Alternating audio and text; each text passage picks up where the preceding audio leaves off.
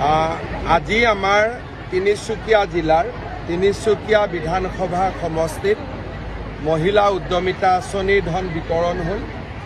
ইয়াৰ আগতে আমি মাৰ্ঘেৰিটা সমষ্টিত এই আঁচনিৰ ধন বিতৰণ কৰিছিলোঁ।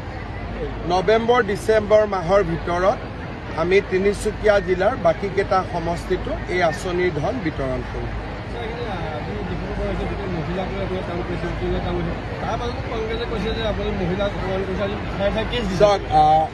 কংগ্ৰেছ দলৰ সদস্যসকলে মাকৰ পেটৰ পৰা জন্ম হৈছিল নে নাই মোৰ সন্দেহ আছে।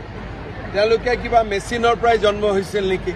কাৰণ আমি যদি মহিলাক আঁচনি দিওঁ তেওঁলোকে সমালোচনা কৰে।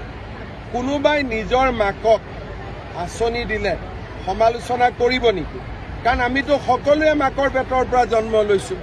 গতিকে কংগ্ৰেছ দল নিশ্চয় এই আমাৰ সাধাৰণভাৱে জন্ম হোৱা পাৰ্টি নহয়, কিবা বেলেগ ধৰণে জন্ম হোৱা হ'ব।